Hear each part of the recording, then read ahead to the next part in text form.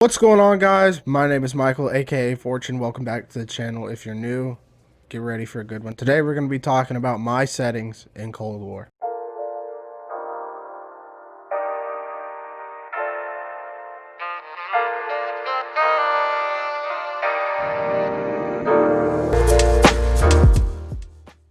Alright guys, we're going to go into all the settings except for keyboard and mouse, of course. So we're just going to start down the list here. So you want to really play on full screen because the full screen setting, not windowed full screen, unless you guys may have seen me use this before. I typically like to use this when I'm streaming. That way I can kind of go from screen to screen with my mouse, because full screen keeps you from being able to do that. So but using full screen when you're just playing the game, this is going to give you the most frames you could get out of it. I play on my second monitor because my primary monitor is the one where you guys are currently housed at in my recording software. Make sure your refresh rate's turned as high as it could possibly go for the display that you're currently playing on. I play with VSync off. I play with low latency turned off. Render resolution, a lot of people like to turn this up maybe a bit higher than it should be. If you're playing on maybe like a 4K display or something, sure. If you don't want crazy FPS, then sure, by all means, go ahead, turn that up to whatever resolution that ends up being. Or you can just do whatever this is. I don't know. Like I said, I don't mess with my display. I leave it at 1080. Automatic aspect ratio, I'm sure you could go in and change that to what you want it, but automatically usually does a good job. Come down to field of view. What I've noticed is 100 is really just perfect. Anything above 100 for a controller player really messes with the aim assist and the hitboxes and stuff. So I like to keep it around here, not any really lower, because lower, you know, you're looking at half of a game. So I play on affected. That way when I ADS, you can still see the entire screen, because if you play on independent, what that's going to do is it's going to kind of shrink your screen down to what the default field of view is, which is actually 80. Brightness, I keep my, whoa, I didn't know I kept mine there. I like to keep my brightness turned up a little bit. You just saw that I changed it to 60. I didn't even know it was that low at 50, but I always try to turn it up just a little bit because some of those darker areas of the map are a little bit harder to see people. Texture quality, I keep that. You can, if like a god tier PC, you can, you know, keep it on whatever, but I like to keep mine on low to lowest. I keep mine on low. Model quality, I keep mine on medium. I'm probably going to turn it to low. No, I'm going to keep it on medium. It actually doesn't do anything to the VRAM, so I'm just going to keep it where it's at.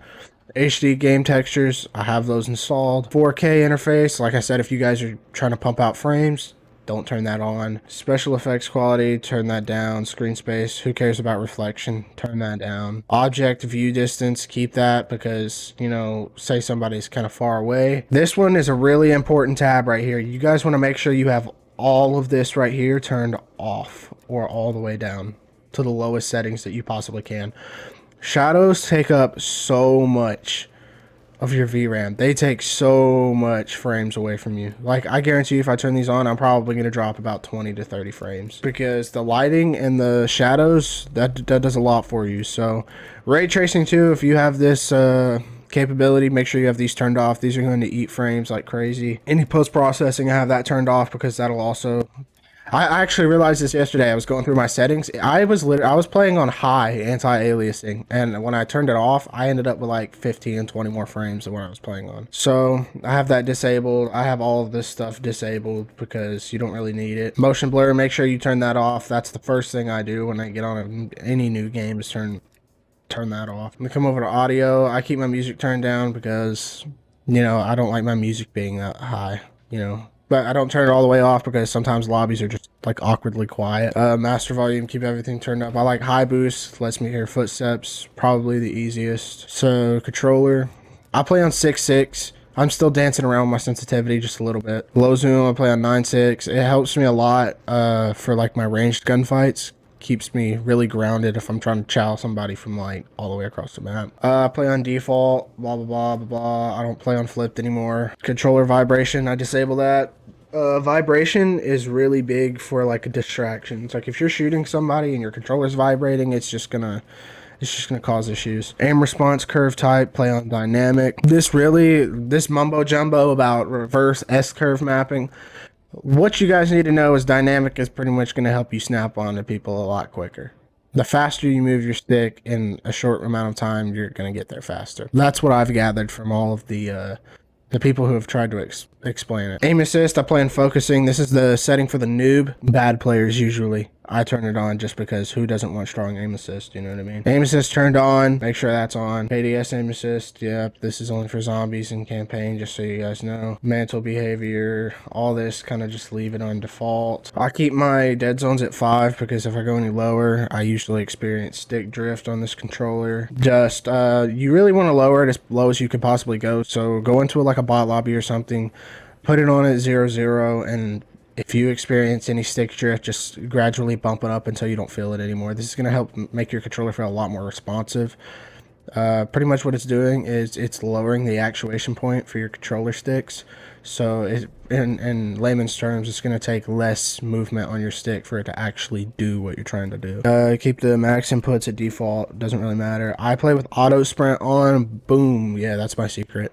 Not really. I've only started doing this a couple weeks ago, so I don't click in my left stick. This will help a lot when it comes to like preserving your stick, because I know I've had a couple controllers where the left stick is just given up on me and it stops working. So I mean, and this also provides a little bit of a tactical advantage, which we'll go in, I'll show you some clips of that. But it also, the main thing is it helps preserve your controller just a little bit longer, because, you know, especially for people who play a lot of Modern Warfare and like Warzone and stuff, you're just spamming that thing to tac sprint, and that really wears your controller down. All this other stuff is at default. So without any further ado, I think what we're going to do is we're going to go into a bot lobby or something, and I'm going to show you guys a lot of these settings in action. All right, I want to show you guys what this auto sprint looks like. So here I have my controller, and then I'm just going to simply move the stick forward, and it's just, you're instantly sprinting. There's no delay after having to click the stick. You just instantly sprint. So now we have it turned off, and you know, there's that slight delay where you have to push your stick in. It just provides a tactical advantage and just a preservation advantage, in all honesty. It just helps a lot. That's the biggest thing that I wanted to touch on with you guys, is the auto sprint. For the most part, if you're not running it, you're probably going to be at a big disadvantage, because I know that there's a lot of competitive players in that scene that are using it. And believe it or not, if it is difficult at the start, and this goes with anything, whether it's a control scheme change, like, you know, you're changing your bindings, or maybe a new controller, maybe different stick heights, like, it's gonna be hard to start with, but you just have to stick with it. You gotta learn that eventually you'll get used to it, you'll become a better player for it. I've had to experience that a few times in my COD career. Like back in Black Ops 3, that's when I started playing Bumper Jumper Tactical on a PlayStation controller. And I was just terrible to start off with. And now I've gotten used to it. It's muscle memory. Anytime I want to go back and play Bumper Jumper Tactical, I can. Same thing when I swapped with Control Freaks. I was awful to start with. Made a big difference.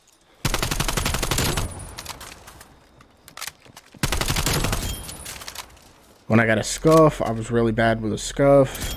Now muscle memory kicks in, and there I am. Another thing that I forgot to touch on here with you guys is another advantage of that auto sprint.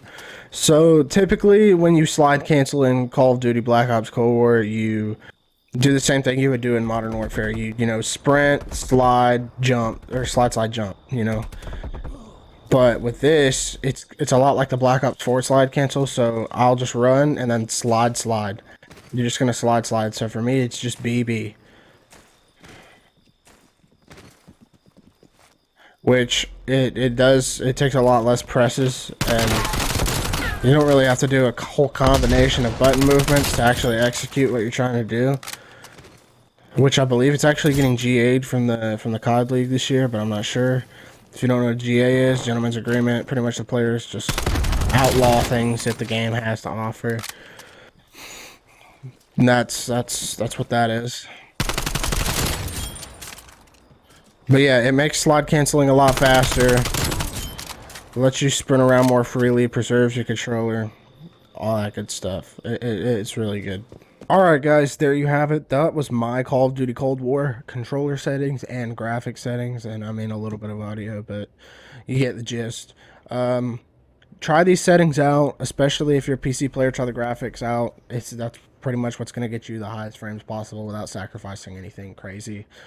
Controller settings, try those out. Controller settings are very specific to a person, so I try not to like hammer down on those too hard. Everyone's going to be different. Auto sprint, try that out for sure.